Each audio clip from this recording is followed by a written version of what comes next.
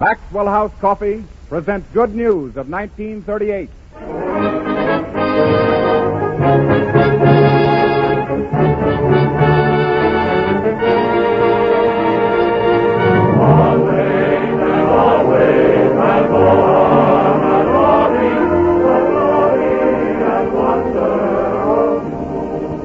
Once again, the makers of Maxwell House Coffee invite you to be their Hollywood guests. So imagine yourselves on stage 30 of Metro-Goldwyn-Mayer Studios, where tonight you will meet Robert Taylor, Fanny Brice, and Hanley Stafford, Frank Morgan, Mary Martin, Douglas McPhail, and Meredith Willson and his orchestra. And tonight, we are to have two hosts for this hour of entertainment, Robert Taylor and Robert Young.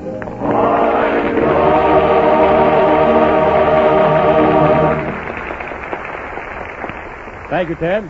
Well, Robert, I see we have to divide the honor tonight.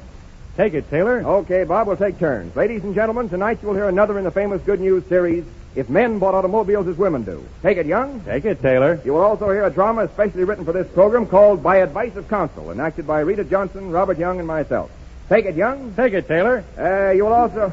Now, wait a minute. Why should I do all the work on this program? Take it, Young. Take it, Taylor. Take it, Meredith. Take it, boys.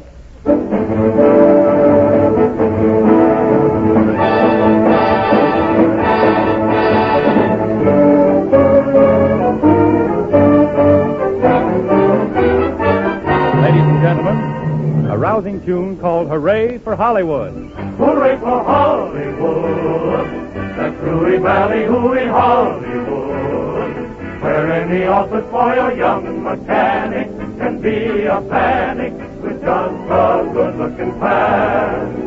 And then the barmaid can be a star maid if he dances with or without a pants. Hooray for Hollywood, where you're terrific if you're even good. Where anyone at all from Shirley Temple to Amy Temple is equally understood. Go on and try your luck, you might be Donald Duck. Oh, hooray for Hollywood.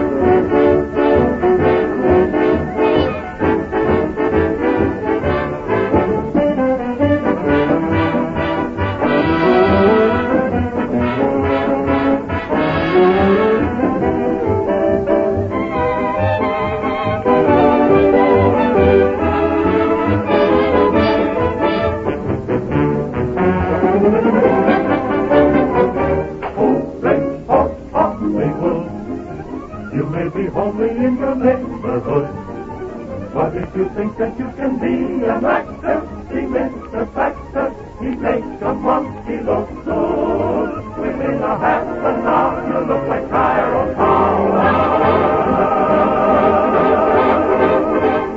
Hooray for Hollywood, where you got to be good. Hooray for Hollywood, hooray for you.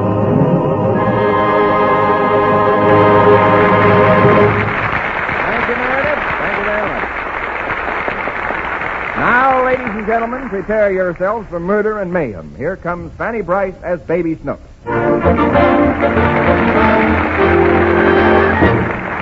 This time we find Snooks and her daddy, played by Hanley Stafford, seated in a doctor's examination room. Snooks has been complaining of a pain in her leg for 3 days, and Daddy has coaxed her into this visit. They are waiting for the doctor. Let's listen. Daddy, Yes, Snooks? where's the doctor? He's in another room looking at a patient. He'll be in here in a few minutes. What's in that glass case? Why, those are the doctor's instruments. Is he going to play them?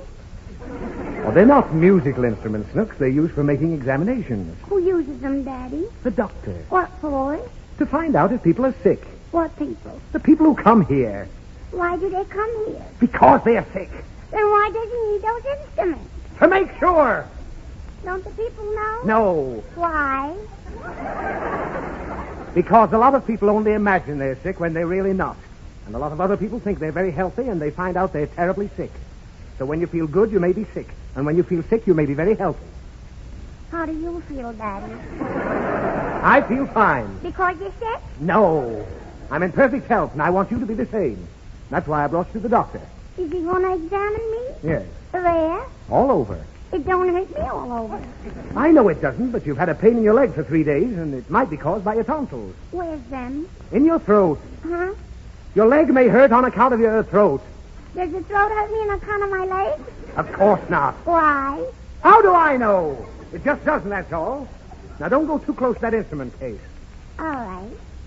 What's them funny-looking ice tongues? Oh, they're not ice tongues. That's a stethoscope. I want it, Daddy. Oh, what for? I want to play Iceman. I told you they have nothing to do with ice. The doctor's used that stethoscope on you before. Has he? Why, certainly. And you know what he does with it, too. He puts one end in each ear, and then what happens? The Iceman carries him away. No, it's like a telephone. The doctor puts those things in his ears and listens to your cardiac reactions. Oh, what's the matter? I want to go home. You can't go home. We're going to wait for the doctor. I don't want to. Oh, there's nothing to be afraid of. The doctor won't hurt you. He's known you ever since you were born. How? Well, just happened to be there when you arrived. Where? Right here in California. Was I born in California? Oh, yes. Where was you born? In Denver. Where was Mommy born? Mommy was born in New York. And how did we all get together? I don't know. And stop twisting those dials. I want to turn on the radio. Oh, that's not a radio. It's an X-ray machine. What's it for? It's a very expensive medical machine for making pictures. Turn it on, Daddy. Now, what for? I want to see Shirley Temple. Oh, it doesn't make moving pictures. It takes pictures of the inside of your body so the doctor can tell what's wrong. What's inside my body, Daddy? Oh, a lot of things. To begin with, there's a large number of bones in your body. Did you know that? Uh-huh. Now, how did you know? Because I had sardines for lunch. Oh, I'm not talking about those bones. I mean the skeleton. Well, there's a skeleton standing right there in the corner. Well, what are you laughing at? You have one of those things inside of you. Now what are you hollering about? If you had one inside you, you'd holler too. I have got one. Everyone has a skeleton inside of him. Who does that one belong to? Oh, that? Well, that skeleton belongs to the doctor. How did he get it out? He didn't get it out. He had it made for him in a medical supply house. Don't he like it? Of course he likes it. Then why don't he wear it? Never mind that. That's just an imitation skeleton that tells the doctor what's the matter with his patient. The skeleton tells the doctor what's the matter with his patient? Yes. He don't look so good himself, Daddy. That's not what I mean at all. The doctor consults the skeleton just to make comparisons. And when he wants to find out other things about the body, he looks at this chart here with all the muscles. Uh-huh. The human anatomy is very intricate. Uh-huh. And you should try and learn something about it. Why, even in school they teach you about the 5 senses. Uh-huh. The 5 senses. You know what the 5 senses are, don't you? Uh-huh. Nickels. No. They're the sense of touch, taste, smell, sight, and hearing. And there's a separate organ for each one. I know that, Daddy. Well, you tell me what they are. Huh? Go on. You see with your visual organ. You hear with your hearing organ. I smell with my nose organ. Yes. I see with my hand organ, and I eat with my mouth organ. Oh, well, I wish that doctor'd hurry. I want to go home. In a few minutes, Snooks. I want to wait for the doctor. Now, just sit still and... Snooks, I told you not to touch that X-ray machine. All right, Daddy. What's this little handle for? Snooks! Look at the pretty lights, Daddy. Good heavens, turn that thing off! Turn it off!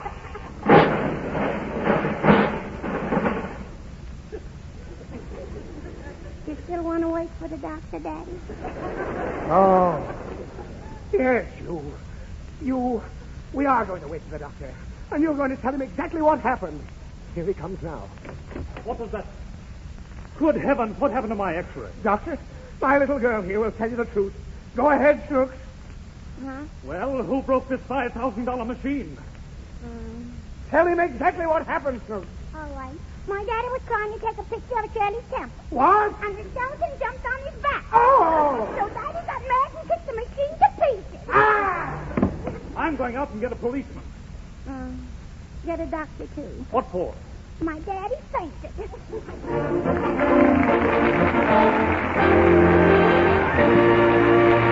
That was marvelous, man. That was marvelous.